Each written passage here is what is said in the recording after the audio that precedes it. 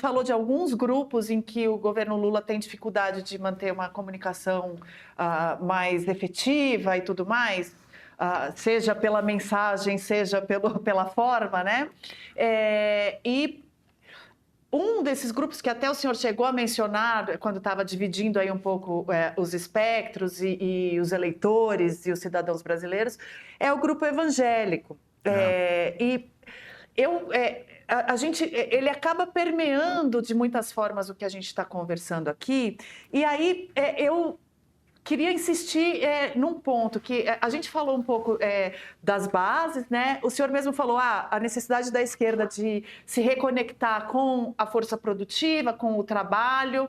E aí eu queria fazer uma última provocação para o senhor. Hoje, o campo do trabalho inclui, por exemplo, sim, pequenos empresários, microempreendedores, trabalhadores uberizados. Então, tem que se abrir um pouco essa lente, né, da esquerda de conseguir falar com esse público também. E inclui os evangélicos que têm ali seus valores muito bem definidos e, enfim, às vezes por via do dogma, às vezes pela própria configuração social e tudo mais, que tendem a ser mais conservadores. E, ao mesmo tempo, a base da esquerda e do governo Lula tende a ter as pautas mais identitárias e que acabam entrando em conflito justamente com esses públicos que o governo Lula e o campo da centro-esquerda e da frente ampla precisa conquistar e conversar. E eu queria ver como é que você entende a conciliação disso, porque me parece que muitas vezes a militância à esquerda afasta alguns desses públicos e, ao mesmo tempo, quer lutar por esses direitos. Então, fica ali um dilema de como fazer isso. Você diz especificamente em relação aos evangélicos, não é? Isso, Tá. aos evangélicos e a esse público da teoria da prosperidade, né, que acaba se misturando um pouco. Então, esse empreendedorismo que passa um pouco também por essa teoria, por essa teologia da prosperidade, claro. Não necessariamente, mas muitas vezes tem ponto de contato. Claro. Vamos lá, Flávia. Essa questão é uma questão que leva longe, ela é fundamental. Eu acho que nós temos que fazer aqui uma distinção muito importante entre certas lideranças evangélicas e os 40 milhões de evangélicos e evangélicas no Brasil. Sem essa distinção cuidadosa, eu acho que nós não conseguimos, de fato, tocar na profundidade do problema. Porque, veja, me parece que é um equívoco do governo imaginar que dialogar com evangélicos significa dialogar com o deputado federal Ottoni de Paula, ou com Silas Malafaia, ou com Marco Feliciano. Porque, para tudo dizê-lo sem diplomacia e com muita honestidade intelectual, Silas Malafaia, Ottoni de Paula, Marco Feliciano e tutti quanti, e veja, eu digo e tutti quanti, eles, na verdade, são profissionais em deturpar o repertório bíblico para obter vantagem financeira ou política. Não há nada de religiosidade num homem como Silas Malafaia. Algo que me impressiona profundamente, eu sou amigo de muitos padres e pastores. E há alguns padres e pastores para os quais eu tenho enorme admiração, porque têm uma vida pastoral, dedicada ao outro. Para mim é inimaginável, por exemplo, ver um pastor como o pastor Sérgio Duzilek, ou um padre que é um dos meus melhores amigos, que é um padre mexicano, dominicano, chamado Carlos Mendoza Álvarez. Eu nunca os vi gritar. A vida deles é uma vida evangélica. Uma figura como o Silas Malafaia, ele não consegue dizer uma palavra sem xingar duas pessoas, gritar com três. Você olha para ele, a expressão, o rosto dele, não tem sorriso naquele rosto, Luísa. Os olhos são crispados de ódio. É uma coisa impressionante. Imaginar que dialogar com os evangélicos é dialogar com esses líderes é um enorme equívoco, é uma transferência direta da lógica da política de alianças, característica do presidencialismo de coalizão brasileiro, para um mundo que é totalmente distinto. Os 40 milhões de evangélicos e evangélicas desse país tem que ter a sua religiosidade profundamente respeitada, e nós precisamos ter sensibilidade para compreender que mesmo na Associação Vitória em Cristo, olha o nome, Luísa, Associação Vitória em Cristo, isso não é nada cristão.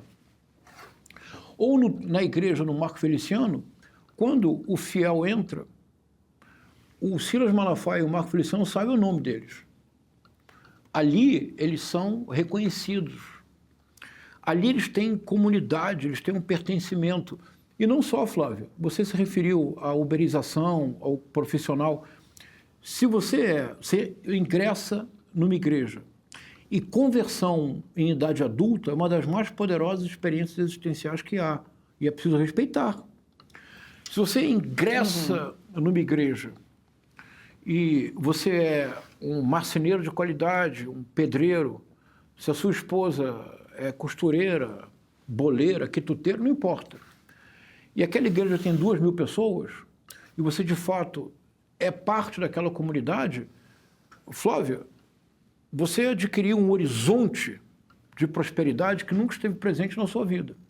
E tem algo que é muito importante que nós não compreendemos, o que não temos olhos para ver, ouvidos para escutar.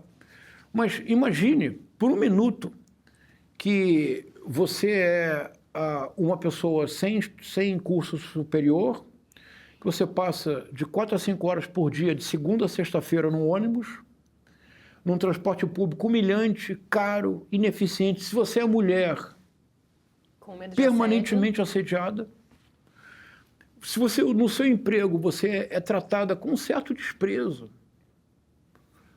você é tratada ainda naquele ranço escravocrata bem brasileiro, que é uma coisa absolutamente inaceitável nos menores detalhes. Às vezes eu vou com amigos professores para um restaurante, eu fico chocado. O garçom traz a comida e eles continuam conversando. Continuam conversando. Não interrompe para dizer obrigado. Percebe, Flávio? Então, essas pessoas ingressam na igreja. Então, nós só pensamos nos evangélicos no sábado e no domingo, quando eles estão na igreja, e de segunda a sexta-feira. No Brasil, no sábado e no domingo, eles encontram algo que a sociedade brasileira nunca ofereceu. Eu, que sou de esquerda, não vou compreender isso, é uma contradição em termos. Então, eu acho perfeitamente compreensível o crescimento exponencial das igrejas evangélicas no Brasil. Agora, como dialogar com eles? Eu creio que não é conversando com o Ottoni de Paula. Porque, para dizê-lo em linguagem evangélica, para o Ottoni de Paula, o presidente Lula, no máximo, será um Ciro, rei da Pérsia, que libertou os judeus do cativeiro, permitiu que eles voltassem para Jerusalém, reviveu a cultura judaica, e muitos consideram o famoso edito do Ciro, que permitia a liberdade religiosa, muitos consideram o primeiro documento dos direitos humanos na história. O que significa que, para o Ottoni de Paula, o Lula apenas, no máximo, será um Ciro? Um gentio que foi favorável à causa. Lula nunca será Davi. Lula nunca será o rei Davi. Percebe? Para Ottoni de Paula, para todos esses, o máximo que pode acontecer é que um Lula será um Ciro. Agora, você pode dialogar com os evangélicos. Rapidissimamente, vou dar um exemplo. 2016, Rio de Janeiro. Nós todos ficamos entusiasmados, não foi, Luísa? Porque o Marcelo Freixo chegou no segundo turno. Entusiasmados. O que fez o Marcelo Crivella? Um laboratório do Brasil 2018. O Marcelo Crivella lançou mão da guerra cultural de Ásia. O Marcelo Freixo ia descriminalizar as drogas nas escolas, ideologia de gênero. Resultado, vitória cachapante do Marcelo Crivella no segundo turno, especialmente na Zona Oeste. A Zona Oeste do Rio de Janeiro é conhecida pela predominância da fé evangélica. 4 anos depois, 2020, segundo turno, Eduardo Paes e Marcelo Crivella. O Marcelo Crivella vaza uma conversa com quem? Com o deputado federal Ottoni de Paula, dizendo o quê? Que havia um acordo secreto entre Eduardo Paes e o PSOL para que introduzisse na mesma conversa em 2016. Qual foi a resposta do Eduardo Paes? Que, aliás, merecia ser levado mais a sério, o Eduardo Paes. É que ele é tão carnavalesco que a gente não leva a sério, né? Resposta do Eduardo Paes. Ele disse, meu advogado já entrou na justiça, Ele não disputou a narrativa, ele respondeu dizendo, mas eu quero dizer, o mais importante eu quero dizer para o funcionário público do Rio de Janeiro que ele vai voltar a receber 14º salário. Eu tenho uma irmã que é médica e é funcionária do município. Eu tenho uma inveja dela enorme, porque ela recebe 14º salário. Eu que sou funcionário do Cláudio Castro, mal recebo 13º. Então, percebe, Flávio?